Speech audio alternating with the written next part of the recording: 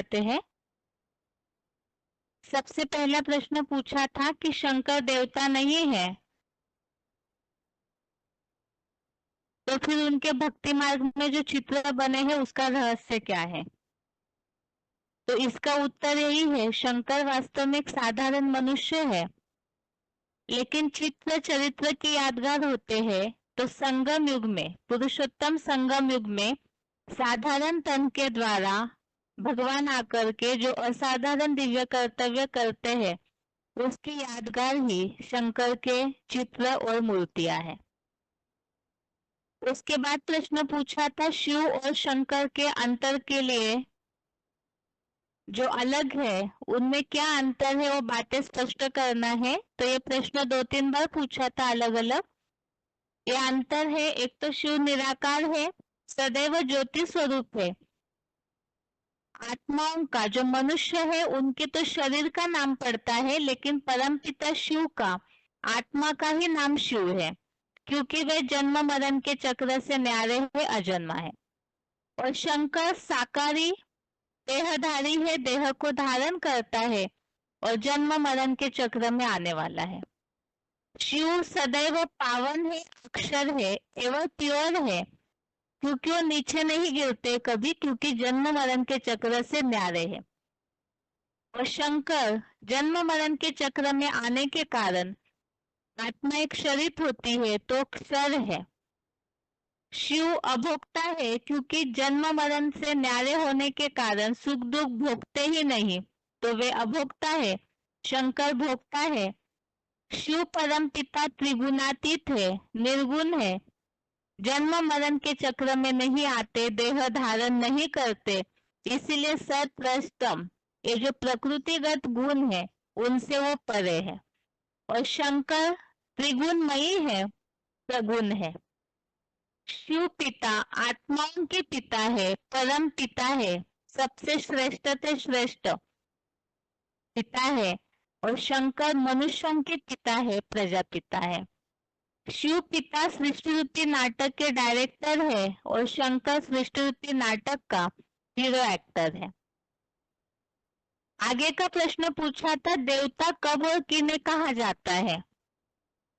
तो इसमें विशेष बात, जैसे बहुत अलग अलग तरीके से जवाब आते हैं, लेकिन यहाँ खास बात तो हमने जो पढ़ी है बेसिक कोर्स में, कि सत्वगुण जब बढ़ता है तब वही मनुष्य आत्माएं देवता कहलाई जाती है। और कब, समय तो सभी जानकारी रखते हैं, सतयुग और त्रेतायुग में सत्वगुण प्रधान होता है, इसलिए उस समय देवता कहे जाते हैं। अगला प्रश्न पूछा था परमपिता शिव का सृष्टि पर आने का कारण और वे अपना दिव्य कर्तव्य कैसे करते हैं। तो इसमें जैसे ही मनुष्य आत्माएं सब चारों युगों से प्रसारित होते होते कलयुग अंत में तामसी हो जाती है, तो ये सृष्टि को भी दुखदाई और तामसी बना देते हैं। इसीलिए ही ऐसी जो नरक बनी सृष्टि है उसे फिर से सात्विक और सुखदाई बनाने के लिए परम पिता शिव इस सृष्टि पर आकर के कार्य करते हैं। और उनका इस सृष्टि परिवर्तन का जो कार्य है, उल्टी दिशा में परिवर्तन करना, तामसी से सुखदायी सृष्टि सात्विक बनाना, नरक को स्वर्ग बनाना, इस कार्य के लिए ही गीता के 9वें अध्याय के 10वें श्लोक में उल्लेख है, जगत विपरिवर्तते। और परम पिता इस सृष्टि के परिवर्तन के दिव्य कर्तव्य करने के लिए स्थापना, विनाश और पालना, इन 3 कर्तव्य करने के लिए 3 साधारण मनुष्यों को चुनते हैं, जिनका नाम देते हैं ब्रह्मा, विष्णु और शंकर। और उनके द्वारा ही वो इस सृष्टि के परिवर्तन का, ब्रह्मा द्वारा स्थापना, शंकर द्वारा आसुरी सृष्टि का विनाश और विष्णु द्वारा नई सृष्टि की पालना, इस तरह से इनके द्वारा ही अपने तीनों दिव्य कर्तव्यों को करते हैं। उसके बाद अगला प्रश्न पूछा था आत्मा के टॉपिक के संबंध में, कि आत्मा इस शरीर में कहाँ रहती है उसे स्पष्ट करना है। ये प्रश्न अलग अलग तरीके से 2-3 बार पूछा है। तो सबसे पहली बात, बाहर वालों को समझाना है तो इस बात पर निश्चय दिलाना जरूरी है कि आत्मा का स्थान इस शरीर में भ्रुकुटी में ही है, क्योंकि कई बार भक्ति मार्गीय जो लोग हैं उनके मन बुद्धि में ये बात बैठी हुई होती है कि आत्मा हार्ट में रहती है, क्योंकि हार्ट भी लगातार चलते रहता है। लेकिन वास्तव में इसी बात के लिए स्पष्टता जरूरी है कि जैसे गाड़ी है तो उसका ड्राइवर सामने बैठना जरूरी है, तभी वो गाड़ी को कंट्रोल करके चला सकता है, क्योंकि गाड़ी का कंट्रोलिंग सिस्टम आगे ही रहता है। इसी तरह से ये शरीर जो गाड़ी है, आत्मा उसका रथी है या ड्राइवर है, तो शरीर का कंट्रोलिंग सिस्टम जहां मौजूद हो वहां ही आत्मा का स्थान होगा। और साइंस के हिसाब से भी ये बताया जाता है कि मस्तिष्क या ब्रेन, इसके द्वारा ही सारे शरीर के जो ऑर्गन्स है उन्हें संकेत दिए जाते हैं। तो उसी स्थान पर मस्तक के बीच में अर्थात भ्रुकुटी के बीच में जो स्थान है वही आत्मा का निवास स्थान है। इसका पहला प्रूफ है कि आत्मा भ्रुकुटी के बीच में रहती है। इसी की यादगार में भारतीय परंपरा में बिंदी, जैसे कन्याएं माताएं बिंदी लगाती है और भाई लोग टीका लगाते हैं। इसी स्थान को ही उत्तम अंग और श्रेष्ठ अंग भी कहा जाता है। जैसे राजा ऊंचे स्थान पर बैठता है, इसी तरह से शरीर की जो भी इंद्रियां है वो प्रजा है, और इनको चलाने वाला आत्मा राजा ऊंचे स्थान पर उत्तम अंग पर भ्रुकुटी के बीच में बैठता है। भ्रुकुटी के बीच में चैतन्य शक्ति आत्मा रहती है, इसका उल्लेख ही भगवद गीता के 8वें अध्याय का 9वां, 10वां और 12वां श्लोक, अध्याय 8 श्लोक नंबर 9 में आत्मा के स्वरूप के लिए उल्लेख है। 10 में भ्रुवर मध्य प्राणम आवेश सम्यक, भ्रुकुटी के बीच में प्राण रूप आत्मा समाई हुई रहती है।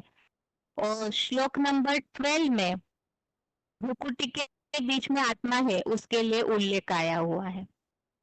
इसके अलावा अगला प्रश्न पूछा था कि आत्मा की 3 शक्तियों को स्पष्ट करना है। मन संकल्प शक्ति है और ये बहुत पावरफुल शक्ति है, इसीलिए वेद की ऋचा में बात आई है मन रेव आत्मा। आत्मा में लगातार संकल्प चलते हैं, इसीलिए मन में लगातार संकल्प चलते हैं, इसीलिए ही मन का जो चित्र है उसमें लगातार सागर की लहरें निकलती हुई दिखाई है। दूसरा है बुद्धि अर्थात परक शक्ति, निर्णय शक्ति। इसे ही दूसरे शब्दों में बुद्धि माना समझ या ज्ञान कहा जाता है। मन के संकल्पों पर बुद्धि निर्णय लेती है। तीसरा संस्कार, तो मन और बुद्धि, मन ने संकल्प किया, बुद्धि ने निर्णय कर लिया, परख लिया, फिर जो कर्म किए जाते हैं तो वो संस्कार बन जाते हैं, अर्थात एक कर्मों का लेपछेप भी मन बुद्धि के ऊपर बैठ जाता है। तो दूसरे शब्दों में संस्कार अर्थात ही आदतें, जिसे लोग नेचर कहते हैं। मन बुद्धि में इस जन्म के और पूर्व जन्मों के संस्कार भरे हुए होते हैं। और वास्तव में कोई अगर शरीर छोड़कर जाता है, कहते आत्मा चली गई, तो वास्तव में मन बुद्धि की जो शक्ति है वही चली जाती है, अर्थात ही वो शरीर मनुष्य छोड़ देता है। अगला प्रश्न ये पूछा था कि संकल्प शक्ति बड़ी शक्ति है, इसे किस तरह से लोगों को समझाएंगे। तो वास्तव में मन के संकल्प बीज है। मन में जो भी विचार निर्माण होते हैं, जैसे कहा जाता है ब्रह्मा ने संकल्प से सृष्टि रची, तो इसी तरह से मन के संकल्पों के आधार से ही बोल भी वैसे ही होते हैं और कर्मों पे भी उसका प्रभाव पड़ता है। इसीलिए ही मनसा वाचा कर्मणा कहा जाता है। अर्थात जैसी मनुष्य की सोच होगी उसी आधार से, संकल्प के आधार से ही मनुष्य अपने लिए सुखदायी या दुखदायी सृष्टि रचता है। इसीलिए कहा जाता है मन को पावरफुल रखना है, संकल्प शक्ति को हमेशा पॉजिटिव रखना है। वो कमजोर हो गया तो जैसे मन की बीमारी ही वास्तव में असली कमजोरी है। शारीरिक बीमारियां इतना कमजोर नहीं करती। अगर मन डाउन हो गया तो व्यक्ति अपने जीवन में ही पूरा हार जाता है। और आज की दुनिया में सबसे बड़ी समस्या है मन की एकाग्रता। इसके कारण ही दुनिया में इस संबंधित प्रश्न पूछा था कि मानसिक जो टेंशन, डिप्रेशन वाली बीमारियां दुनिया में आ रही है, इसके लिए क्या कारण है, इसका क्या समाधान है। तो इसमें ये सारी बातें उत्तर में इकट्ठा बताई है। वास्तव में मन के संकल्प बीज है और उसे ही लोग आज न समझ पाने के कारण अपने मन को कंट्रोल नहीं कर पा रहे हैं। तो इसीलिए मानसिक डिप्रेशन की बीमारी आज एक सामाजिक समस्या बन चुकी है। अब ये मन की चंचलता के लिए ही अर्जुन ने भी भगवान से बताया। अध्याय 6 का 34वां श्लोक, अध्याय 6 का श्लोक नंबर 34 में अर्जुन ने ये बात बताई है कि मन को रोकना, कंट्रोल करना बहुत मुश्किल है, क्योंकि पूरी तरह हलचल पैदा करता है। इसीलिए ही मन के आधार से ही आगे एक प्रश्न और पूछा था, मन की चंचलता सुख दुख का आधार, मन की एकाग्रता और चंचलता सुख दुख का आधार है। इसी के लिए ही ये श्लोक अध्याय 6 का 5वां और 6वां श्लोक, अध्याय 6 का श्लोक नंबर 5 और 6, इसमें इस बात का उल्लेख है, अगर मन एकाग्र है तो अपने लिए सुखदायी है। मन को जीत लिया, संकल्पों को कंट्रोल कर लिया मन के, तो अपने लिए मित्र सुखदायी बनता है। और अनियंत्रित मन, चंचल मन अपने लिए ही शत्रुता अर्थात दुखदायी बनता है। इसीलिए ही ये कहावत बनी हुई है, मन के हारे हार, मन के जीते जीत। तो मन को कंट्रोल रखेंगे तो सुख और मन चंचल है तो दुख। इस तरह से आज के श्लोक टेस्ट के प्रश्नों के सारे उत्तर हुए। इसी में अलग अलग वाक्यों को सही या गलत के रूप में भी पूछा था, तो उन सारी बातों के जवाब भी इसी में ही आ गए। इसके साथ ही आज के लिए गीता क्लास यहाँ पूरा होता है। ओम शांति।